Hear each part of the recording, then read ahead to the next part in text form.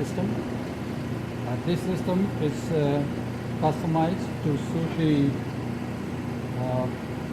customer's application. The lamp housing is converted to a near UV lamp housing using a 350 watt lamp, and the power supply is Oriel 68810 power supply, and currently this power supply is set up to operate a 350 watt lamp. There is a photo feedback indicator which indicates the lamp intensity using this detector. A part of the UV light is incident on the detector surface through this detector head, and it indicates the intensity whenever the shutter is open. And there is a digital timer here, controller. This timer operates the shutter, and the time duration is to be set using these setting screws. So it can be set maximum 999.9 seconds. Sometimes if a large time duration is required, but manually the timer can be enabled, and an external digital timer has to be used. So I'm going to ignite the lamp. So the lamp, in order to start the lamp, press the lamp start button. So the lamp starts.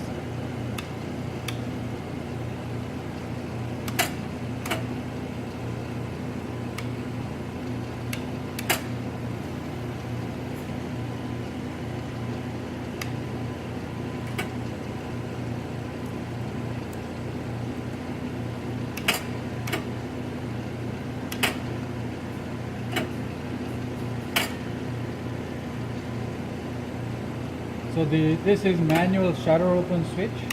If you put it in auto, and then by pressing the start button, the shutter will open. You press the stop button, the shutter will close. So the lamp power supply requires about 15 to 20 minutes warm-up time in order to stabilize the lamp. So once the lamp electrodes stabilize and the lamp intensity will be stable, and the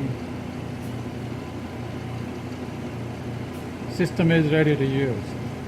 This system also comprises an aligner module. This is for exposing any semiconductor sample or even a ceramic substrate or a glass substrate. The sample thickness can be varied from a regular 300 micron wafer to even 2 millimeter thick samples. So I have a sample. I'm going to check both the samples on this and demonstrate. So this is this aligner module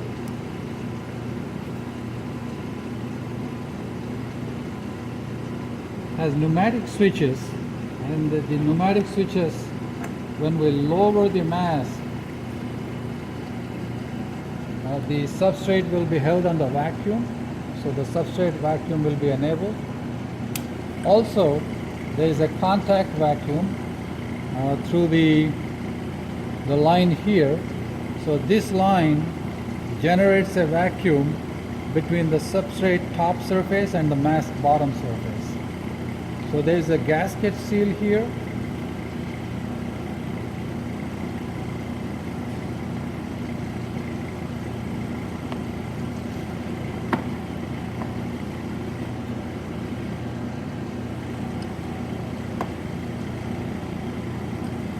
So the gasket has to be evenly touching the bottom of the mask frame. So this is how the gasket is. I'm just demonstrating it. The top plate where the substrate sits is this plate, and which is mounted onto this, and through 4 Allen screws are used to mount it and secure it to the base plate.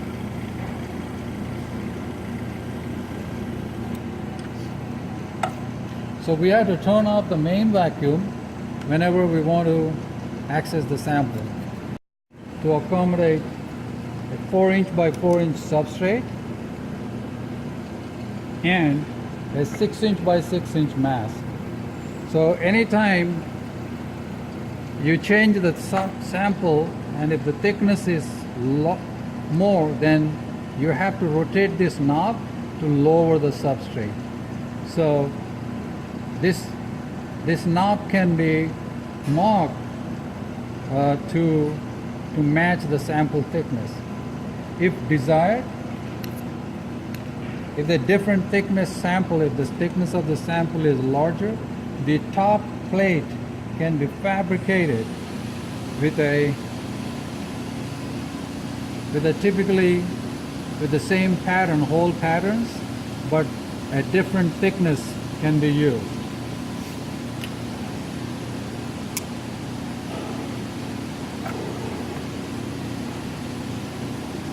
So I'm lowering this substrate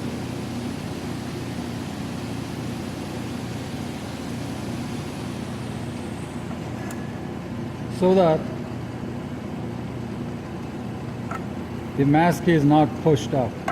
There are 2 posts on either side of this aligner module, and the height of this posts can be adjusted by rotating them, and it has to be done depending on the sample thickness. And once the sample is loaded and we raise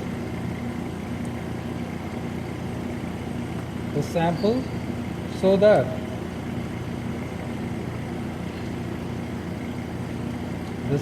the substrate comes in contact with the bottom of the mask. So a typical transparent mask and a reflective substrate will indicate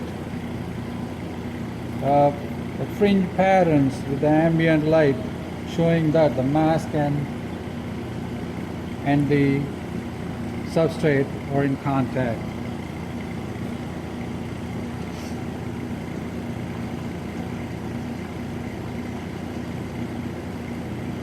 So once the substrate is loaded, we have to slide in and for exposure like this. But before that, we have to slightly lower the sample, and using the microscope, the alignment marks can be adjusted by using the knob on the right hand side for moving along x-axis, and the front 2 knobs move the chuck in y direction. So in order to rotate the sample with respect to mass, only one of the knobs has to be used. So this is a simple mechanism.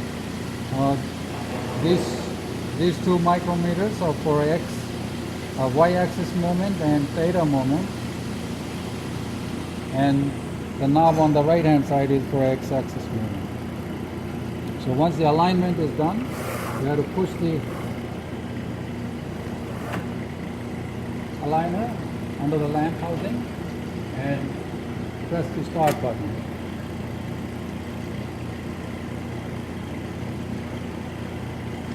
So the beam size is about 7 inches in diameter, but the uniformity is well within the range, within the specifications on a 6 by 6 inch surface.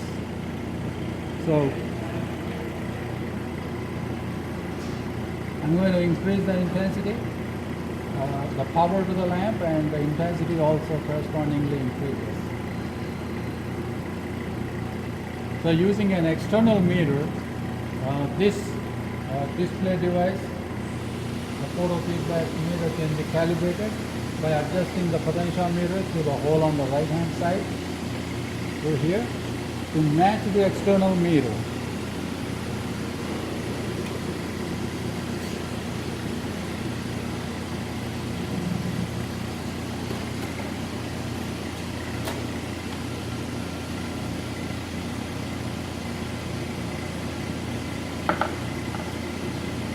I have a 400 nanometers detector and a power meter to display the intensity in milliwatt per centimeter square, and the intensity is about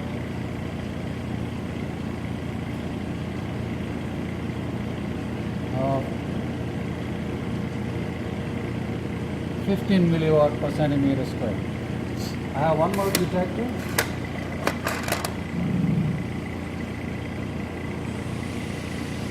For 365 nanometers.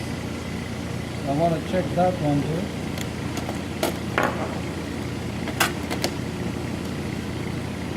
Press the start button.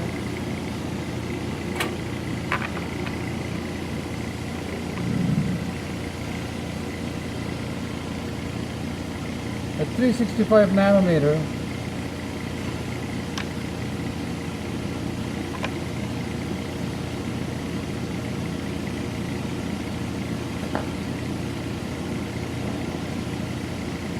the intensity is about 5 milliwatt per centimeter square. So the energy level can be increased by increasing the power to the lamp.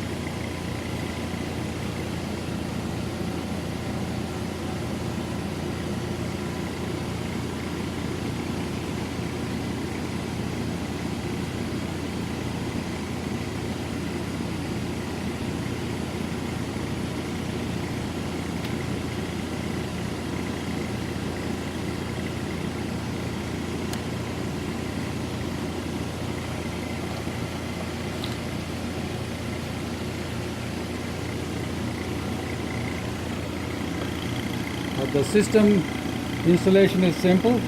There is a electrical harness that goes from the lamp housing to the lamp power supply, and there are cooling fans on the lamp power supply and also the lamp housing.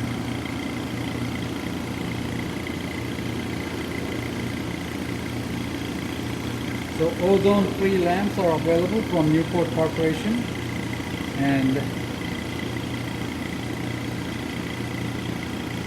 care should be taken to make sure that the cooling fan is operational whenever the lamp is running.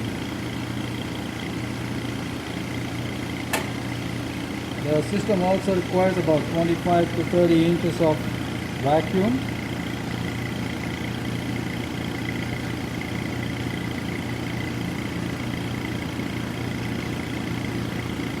And also a low pressure nitrogen also can be used to purge if necessary. So there is a line that will be marked with purge. So right now I am purging it to atmospheric air. There is also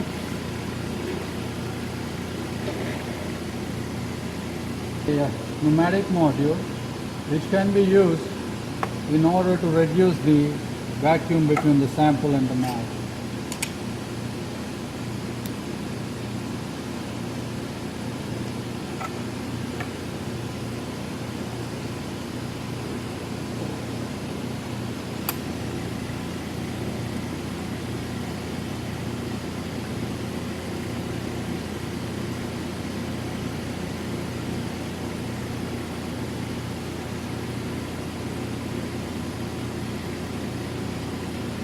So in order to adjust the sample height, apart from this knob, there are two gear wheels behind this plate, and it is explained in the user's manual how to rotate these gear wheels. So any sample, this table has to be leveled to match the sample thickness. So the mask can be made parallel to the surface of the substrate by adjusting the posts, and by using the gear wheels, one here, one on the right hand side, we can level the substrate. So only when the substrate and the mask are parallel to each other, this seal, which is a silicone rubber gasket, this seal has to be touching the bottom surface of the mask. So this seal has to be touching evenly in this area. only then we can generate contact vacuum.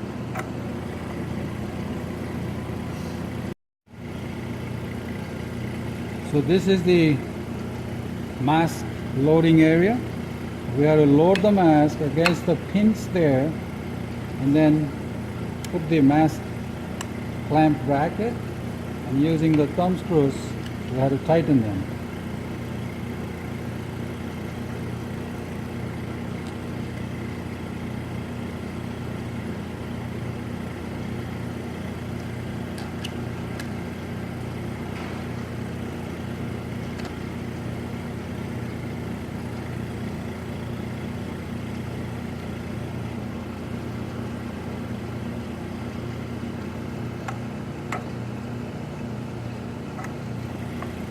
So I have a good contact vacuum of about 12 inches of mercury. So in order to reduce the contact vacuum, I can introduce vacuum leak by rotating the lower knob, or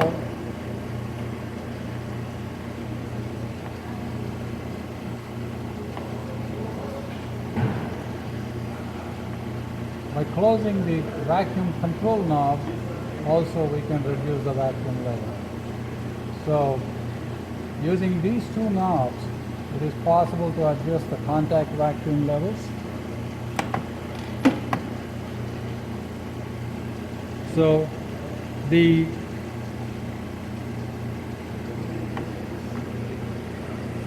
better vacuum levels are achievable if 30 inches of vacuum is available, and to make sure that this seal is evenly touching the bottom of the surface.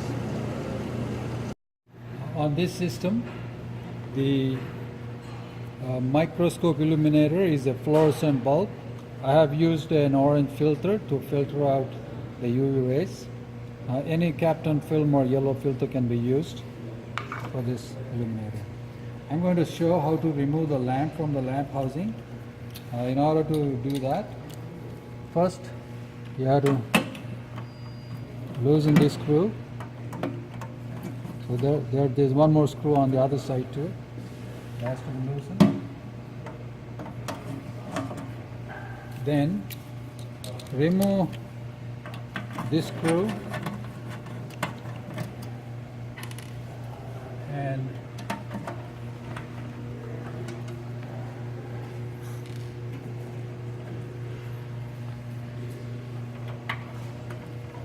so only after the lamp housing is turned off and the power connection is removed and the lamp is fully cooled down to room temperature, only then attempt should be made to remove the lamp. Sometimes it will be easy if we disconnect all the connections on the lamp housing. So the lamp is to be installed carefully, wearing powder-free gloves.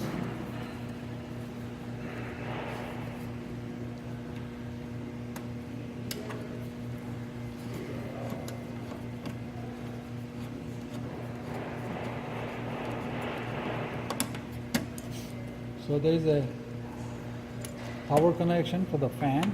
We have to disconnect that also. And I'm going to take this out. As soon as we take out the fan, we can see the lamp here. So the lamp is accessible from here. Typically, by removing the screws on the back, the whole head can be removed and tilted on the side.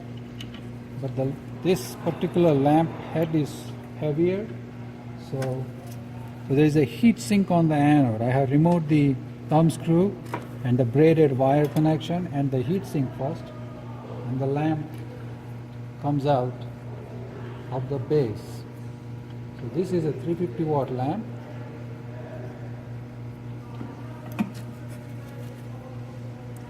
And the lamp uses an adapter. This is to be the adapter is to be used only with a 350 watt lamp on the cap on the electrode end here.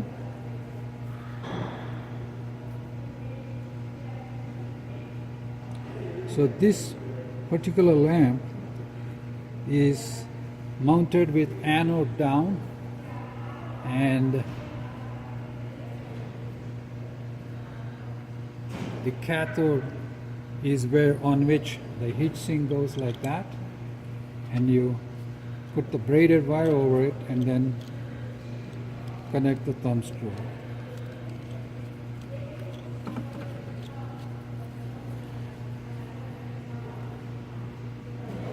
So in case if the electrode is stuck in the base, then we have to access it by opening the tower, which is possible by opening all the screws here on the back and the two in the front, and then the whole head comes out.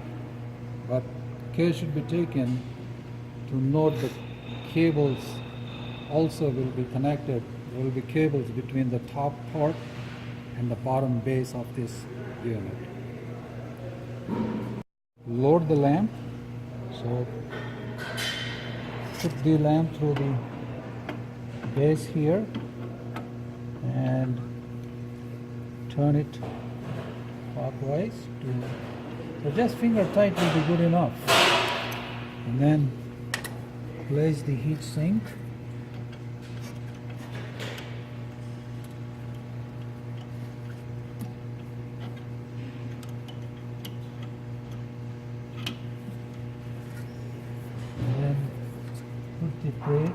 The electrode connection cable.